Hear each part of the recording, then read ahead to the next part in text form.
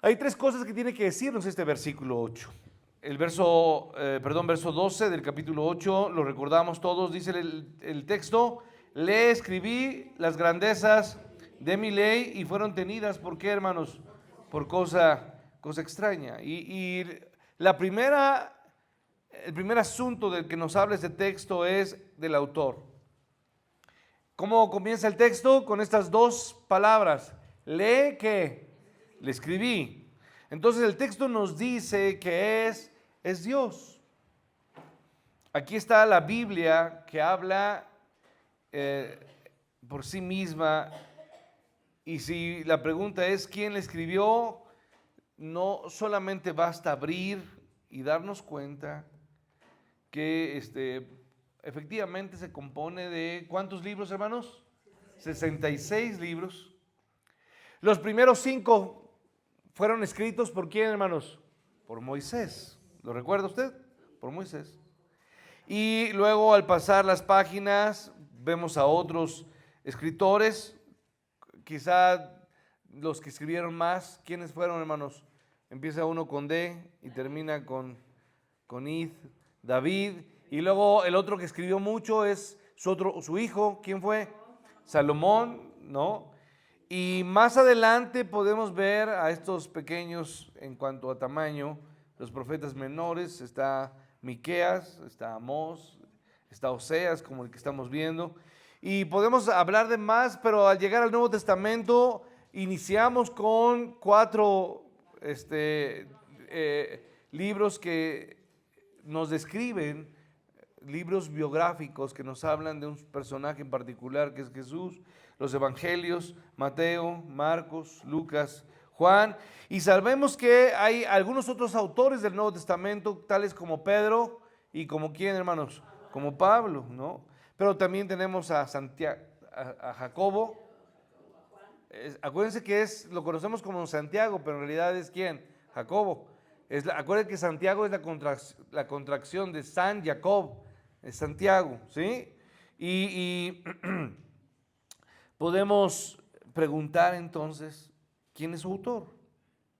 Y yo diría, ¿acaso podemos atribuir su autoría a estos hombres de los que acabamos de nombrar, hermanos?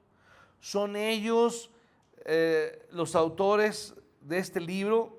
Y entre todos ellos se dividen el honor o el crédito de la autoría de este libro, hermanos. Y la respuesta es que, hermanos, no. Ninguno de ellos es autor de este libro. Ellos fueron simplemente, como hemos aprendido, hombres divinamente, ¿qué, hermanos? Inspirados por Dios. Pero la respuesta es que ninguno de ellos, ni Moisés, ni Pablo, ni Pedro, ni Mateo, o los evangelios, o el mismo Isaías tan extenso, o Ezequiel, o Jeremías, es autor de la Biblia. El libro es la escritura del Dios, ¿qué, hermanos? Viviente. Cada letra fue escrita por el Dios Todopoderoso. Cada palabra salió de los labios eternos. Cada frase fue dictada a través del Espíritu, ¿qué, hermanos? Santo. Es Dios inspirando a hombres, ¿sí? ¿A través de quién, hermanos? Del Espíritu Santo. Divinamente inspirados, pero ¿por quién, hermanos? Por la tercera persona de la Trinidad. Entonces, aunque Moisés fue usado para escribir sus historias, fue Dios quien le guió a escribir un libro como Génesis, donde se describe el origen de ¿qué, hermanos? De toda la creación. Y luego narrar los detalles de la historia y los juicios de Dios sobre la historia, como el hecho de algo que estuvo muy lejos en tiempo de la cronología, el hecho del diluvio, ¿sí, hermanos? Moisés está muy lejos de esto y sin embargo fue algo que él escribe bajo la ayuda y la guía de ¿quién, hermanos? Del Espíritu Santo. Entonces, podemos decir que David, efectivamente, un hombre usado para escribir mucho en el libro de los Salmos, ¿sí? Muchos salmos fueron de él. Y David, que fue un hombre que bien sabemos que fue músico y tocó varios instrumentos. El instrumento más conocido del que tocó, ¿cuál fue, hermanos? El arpa. Quizá usted nunca ha visto a alguien tocar arpa en vivo, quizás sí, ¿no? El arpa que conoce más el mexicano es la que va acostada, pero es la marimba, ¿no? Que también tiene cuerdas. Pero, hermanos, el arpa fue tocada por David. Y David, efectivamente, podríamos decir, hermanos, que ocupó sus dedos, pero esos dedos fueron movidos ¿por quién, hermanos? Por Dios mismo. David, aunque compuso diversos salmos y fueron sus dedos los que tocaron, Dios movió sus manos para cada palabra de estos salmos pudieran llegar a quién, hermanos, a usted y a mí. Las cuerdas vivas de Dios tocando las manos, los corazones, las mentes, inspirando a hombres y mujeres a ser usados por el Espíritu Santo, y de esta manera inspiró a hombres para escribir su palabra. Entonces, hermanos, puede ser que Salomón entonara, porque también Salomón escribe el cantar de qué, hermanos, de los cantares, ¿sí? Cantares de amor, o hablara con grandes palabras de sabiduría. ¿En qué libro, hermanos? ¿En Proverbios? ¿O en Eclesiastés? ¿Quién escribió Eclesiastés, hermanos? Salomón. Un libro con grande contenido de sabiduría para el hombre, hermanos, y sin embargo fue Dios quien dirigió los labios y le hizo elocuente al nombre como se le da en Eclesiastés. ¿Cómo se le conoce a Dios, hermanos? ¿Cómo qué? El predicador. ¿Sí o no? ¿Recuerda esa palabra? El predicador. Entonces, hermanos, si sigo adelante, podríamos escuchar el resonante nombre de Nahum y su fuerza. Nahum, que de él se describe cuyos caballos surcaron las aguas. Y pudiéramos hablar de Habacuc como aquel hombre que ve las tiendas de Cusán en aflicción y se acerca a ellas. Y podemos leer de Malaquías cuando la tierra estaba ardiendo como un horno, que él es quien describe la tierra arder como un horno. Y si pasamos a Juan, hermanos, Juan en sus 3 cartas, especialmente en la primera, ¿de qué nos habla, hermanos? Del dulce amor de quién? De Dios. ¿Acaso Juan no es el que escribe Dios es qué? Amor, ¿se acuerda usted? Dios es amor, escrito por Juan. Juan, quien nos habla del amor de Dios, o los efusivos capítulos de Pedro que nos hablan del fuego que devora a los enemigos de Dios, o de Judas que lanza anatemas. ¿Qué es un anatema, hermanos? Maldiciones. Judas que lanza maldiciones en contra de los adversarios de quién, hermanos, de Dios. El punto, hermanos, es que en cada parte de la Biblia vemos que es Dios quien habla. ¿Quién habla en el libro, hermanos? En este libro, Dios. Es Dios. Es la voz de Dios. No es la voz del hombre. Las palabras son palabras de quién, hermanos? De Dios. Las palabras del eterno, del invisible, como lo describe el autor de Hebreos, o Moisés, ¿no?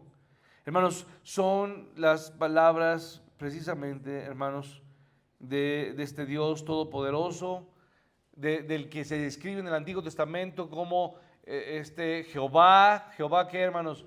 Jehová Dios, el tetragramatón de estas consonantes con estas vocales, dándole sonoridad a la palabra Yahvé. ¿Sí se acuerdan o no, hermanos? Es Jehová. Y entonces, hermanos, esta Biblia o este libro que conocemos, hermanos, es el libro de Dios. Porque ¿cuál es el significado de Biblia, hermanos? ¿Qué significa Biblia? El libro. No es plural, es singular. El libro. Entonces, hermanos, este libro es el libro de Dios.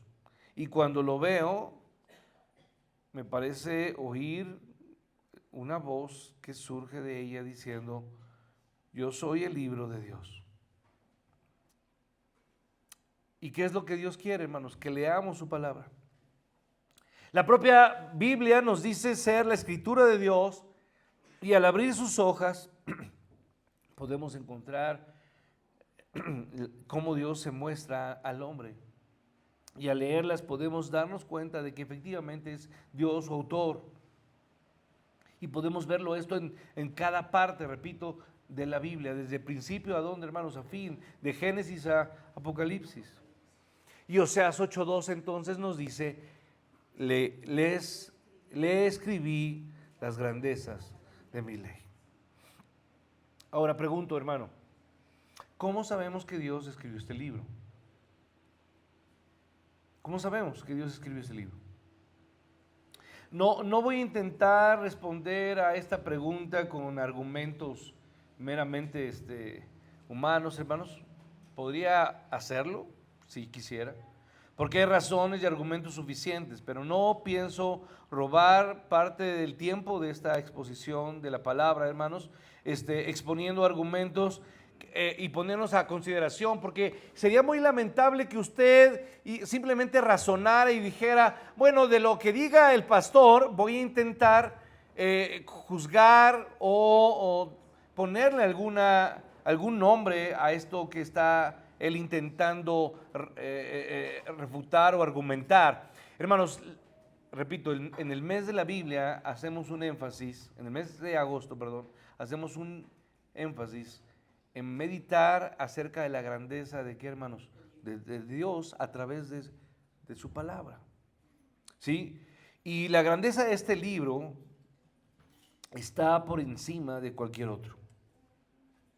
No se los estoy preguntando, no se los estoy poniendo a consideración, no estoy preguntándole qué opina usted de la Biblia. Lo que estoy diciendo, hermanos, es que este libro, la palabra de Dios, ciertamente está muy por encima de cualquier libro escrito en toda la historia.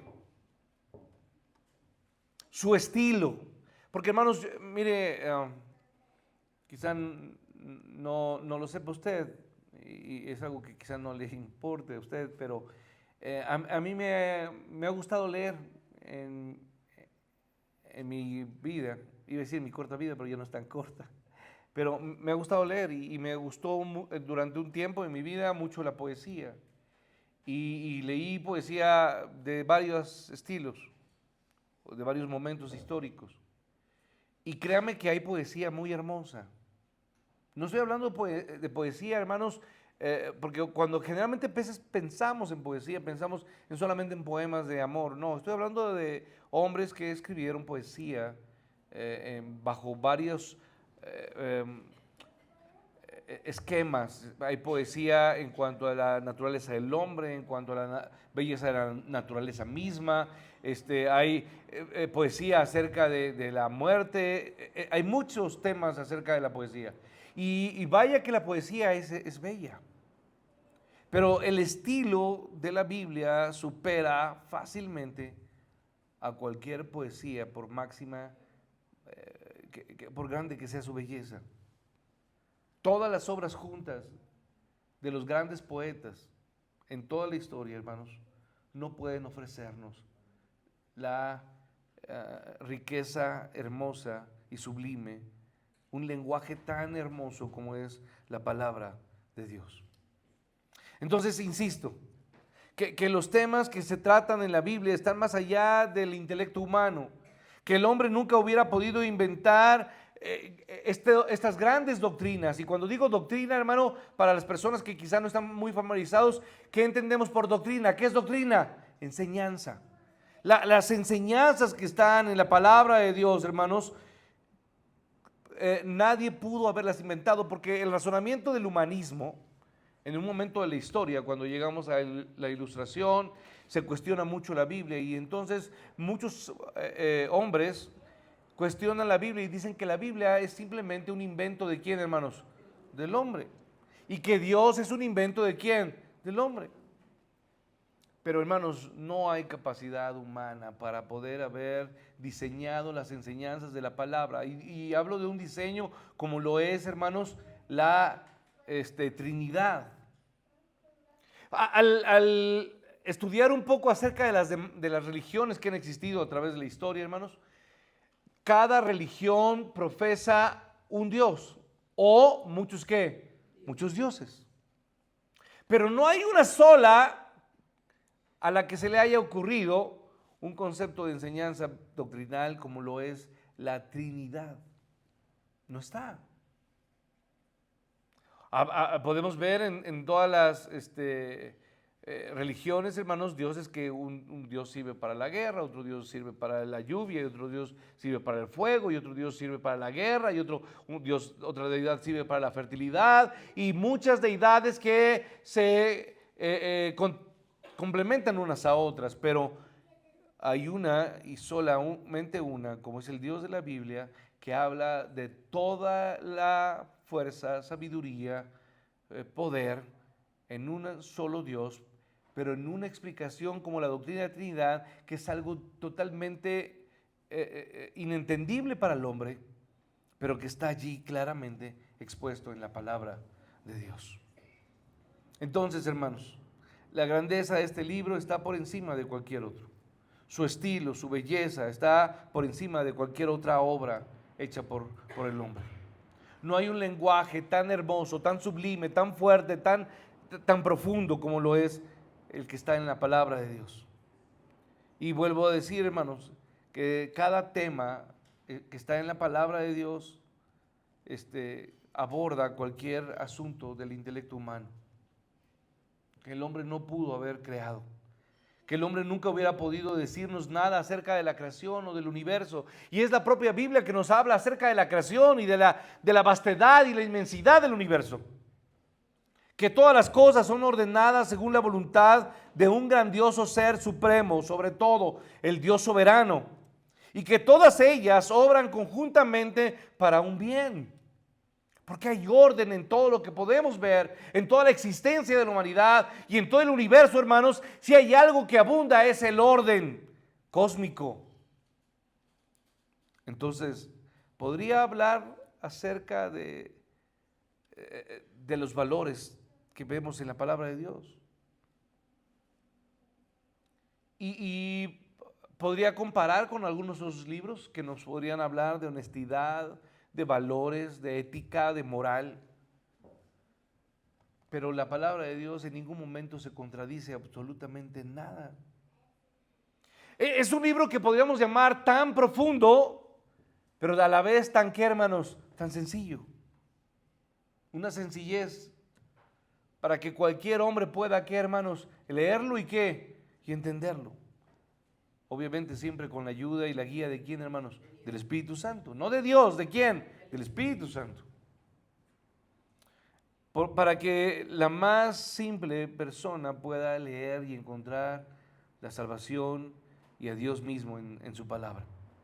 Y podría mencionar 100 cosas más que podrían demostrar con claridad que este libro es el libro de ¿quién, hermanos? De Dios.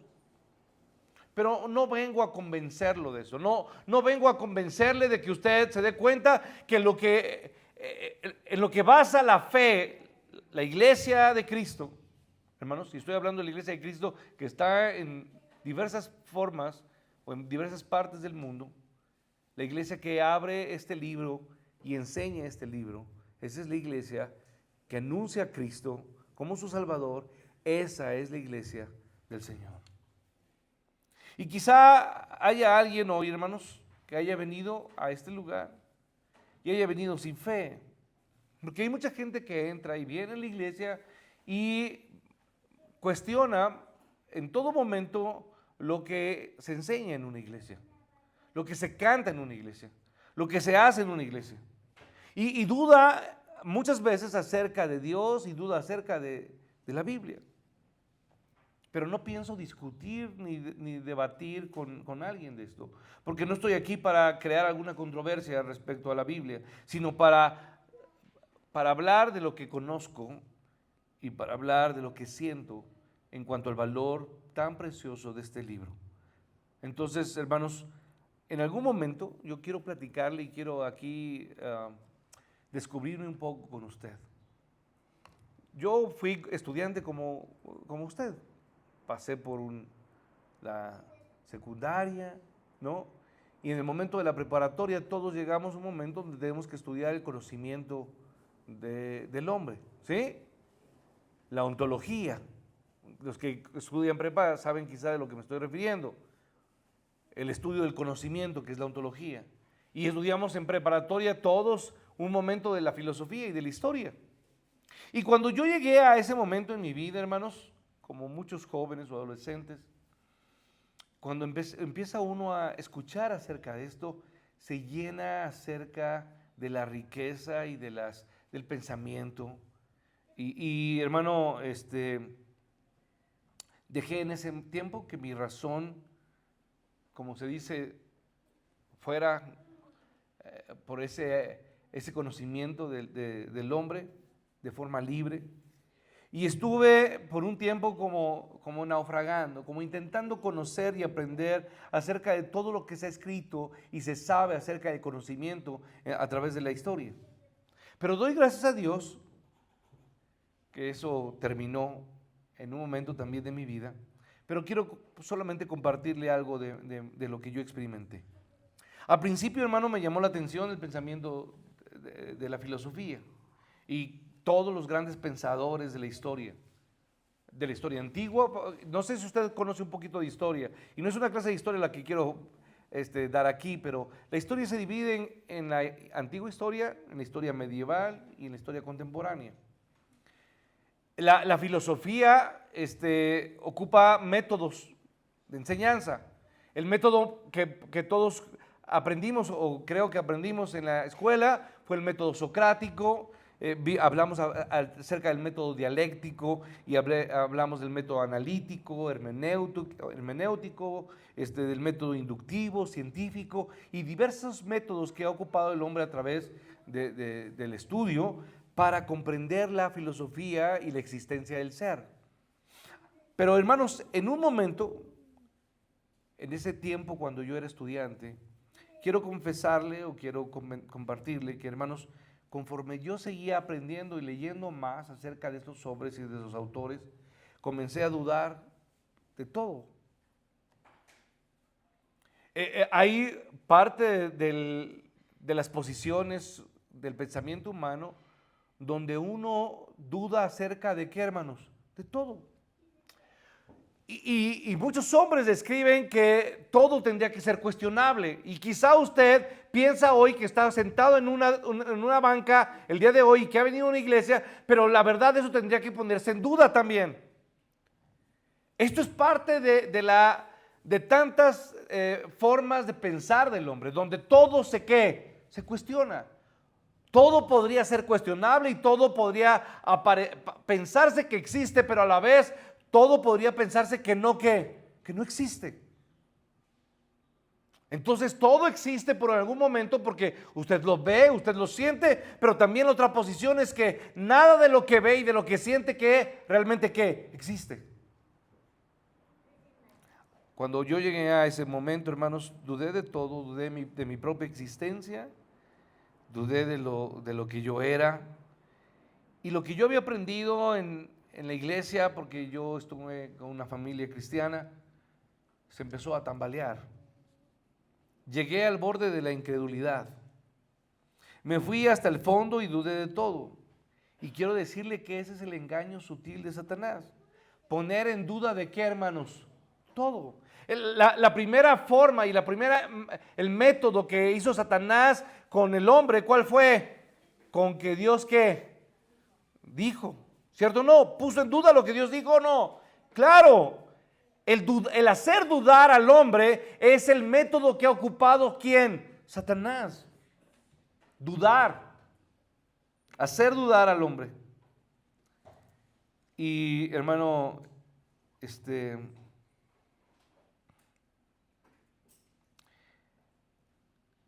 cuando sucedió eso en mi edad de joven,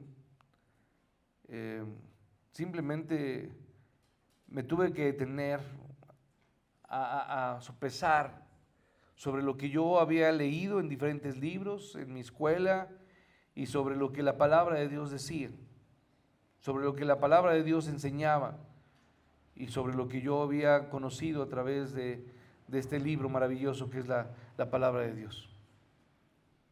Entonces, hermanos, quiero que usted me acompañe en segunda carta de Timoteo, por favor.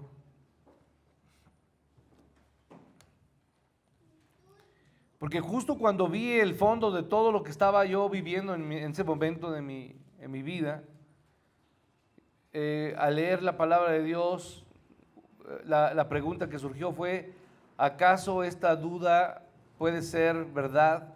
Entonces fui a la palabra de Dios, y cuando uno va a la palabra de Dios y busca verdaderamente a Dios en su palabra, hermano, ¿sabe qué es lo que sucede?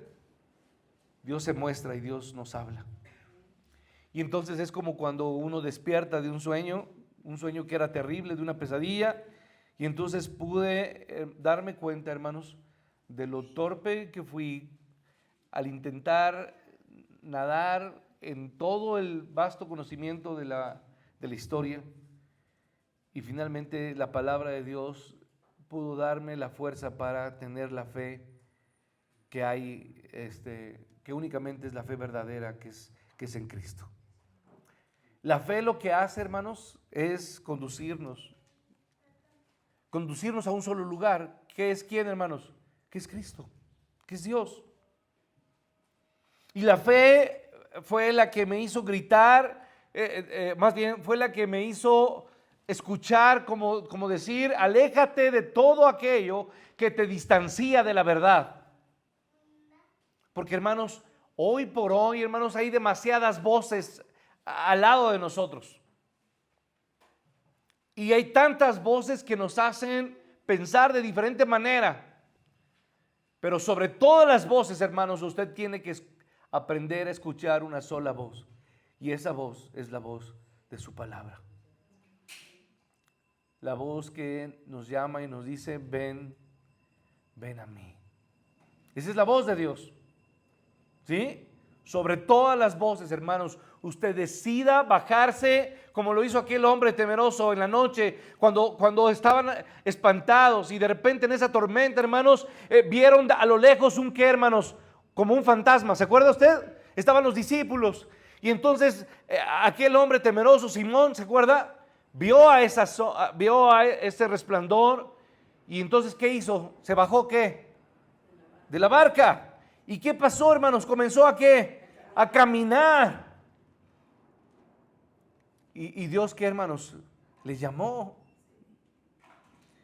Porque cuando Dios nos llama, hermano, usted puede bajarse de cualquier cosa que usted pudo haberse sostenido, y lo que parecía sostenerle termina siendo totalmente frágil, porque lo único que puede sostenernos en esta vida es la palabra de Dios. Entonces, por eso les digo, hermanos, que no vengo a hablar de algo que me platicaron. Vengo a hablar de lo que sé y de lo que siento. Entonces, ahora, hermanos, en ese momento arrojé mi ancla sobre un solo pensamiento: la cruz de Cristo. Y así como Pablo describe allá en Corintios que él no venía a hablar de otras cosas, ¿se acuerda? Porque no he venido a hablar de otras cosas, sino solamente de qué, hermanos, de Cristo. ¿Y de Cristo cómo? Crucificado. La cruz, el ancla de nosotros es nuestra fe en Cristo, en su vida, en su qué, en su muerte y en su resurrección. Y parecería que se acota solamente a eso, hermanos, pero no, hay una cuarta cosa más. No solamente es la vida perfecta de Cristo, no es solamente su sacrificio único y salvífico para toda la humanidad, no solamente su resurrección poderosa, sino que también es su promesa maravillosa de que un día estaremos ¿con quién? Con Él. Eso es la palabra de Dios. Entonces, cuando al fin crucé ese amargo momento en mi vida y en mi juventud, y me sentí finalmente vivo y fuera de del infierno, de todo ese pensamiento que hay humano. Entonces, después de haber cruzado ese viaje y finalmente sentirme a salvo en la gracia, en el puerto seguro, hermanos, que es la palabra de Dios, y como diríamos, sanos y salvos, ¿no? Y si alguien me pide que alguien me invita hoy a decir, ¿por qué usted, pastor, no deja su fe y se vuelve un hombre que simplemente crea en lo que usted puede ver? Yo sinceramente le diría, no lo vuelvo a hacer. Quien ha batallado y quien ha sufrido en nadar en algo que se siente tragado, uno simplemente nunca lo volvería a intentar. No quiero, hermanos. Yo quiero, si voy a cruzar este mar de la vida, hermanos, es solamente con Él y su palabra. ¿Sí, hermano? Segunda de Timoteo, entonces, capítulo 1.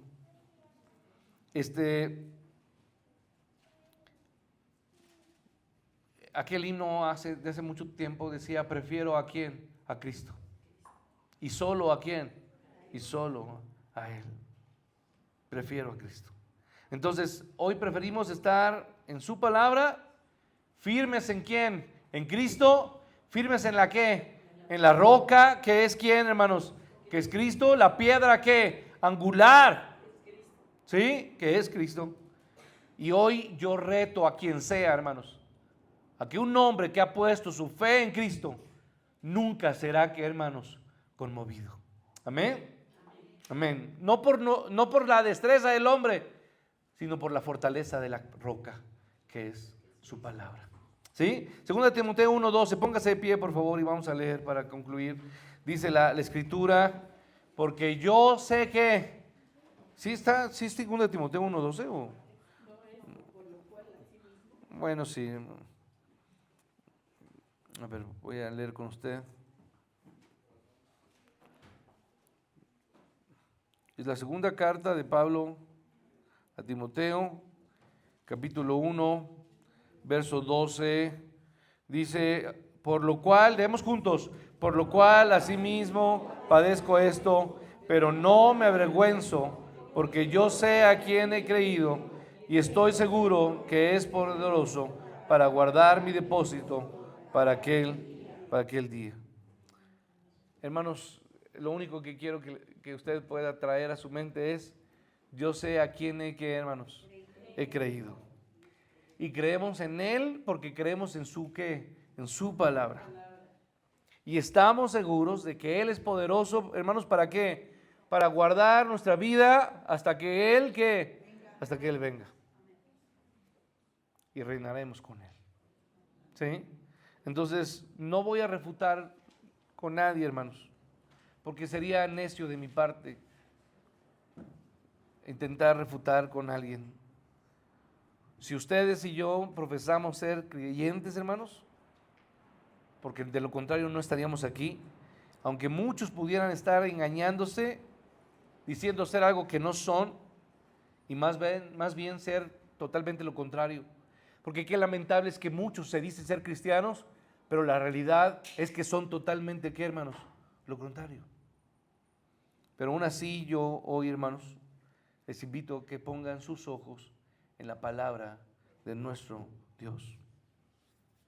Y todo su ser, toda su mente y todo su corazón esté arrebatado por la palabra de nuestro Dios.